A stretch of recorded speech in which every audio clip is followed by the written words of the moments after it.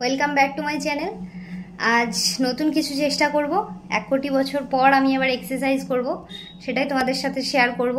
যদি ভিডিওটা ভালো লাগে চ্যানেলটা সাবস্ক্রাইব করে দিও। মোটামুটি 1-1.5 বছর পর এই জামাটা পরলাম। আসলে এটা আমার কাছে একটা ইমোশন।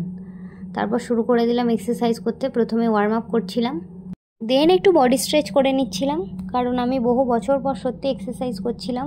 চোট লেগে গেলে অসুবিধা আছে।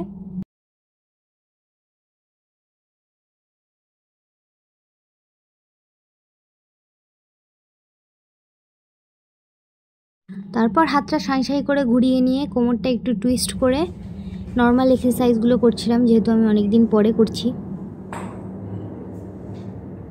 তারপর মাত্র 20টা মতো স্কোয়াট মারতে পেরেছিলাম।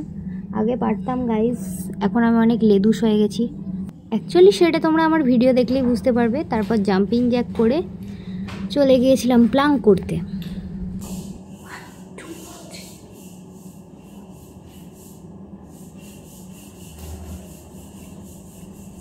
ঘড়ি পরে না থাকায় নিজেই মুখে মুখে কাউন্টিং করছিলাম। মাত্র 1 মিনিট মতোই পেরেছিলাম।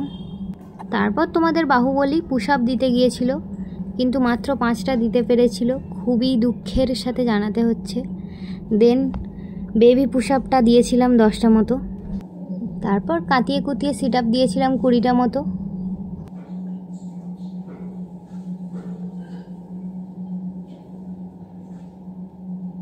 আমি জানি না ভিডিওটা দেখতে তোমাদের কেমন লাগছে, কিন্তু ভিডিওটা বানাতে আমার সত্যি খুব ভালো লেগেছে, কারণ অনেক দিন পর আমি এই জন্য আবার এক্সারসাইজ করলাম। তারপর সব শেষে জয় বাবা লোকনাথ সেজে 2 মিনিট মতো মেডিটেশন করলাম। তো আমার হাইট শর্ট বলে খুবই দুঃখ হয়, কিন্তু কি আর করব, এই বয়সে আর হাইট বাড়বে না, তাও একটু চেষ্টা। একদিন এক্সারসাইজ করে সালমান খানের মতো বডি করে নেব ভাবা আমি। তারপর অবশেষে আমার এক্সারসাইজ শেষ হলো। দেন কিছু ফটোশ্যুট করছিলাম। তো এই ছিল আজকে আমার ভিডিও।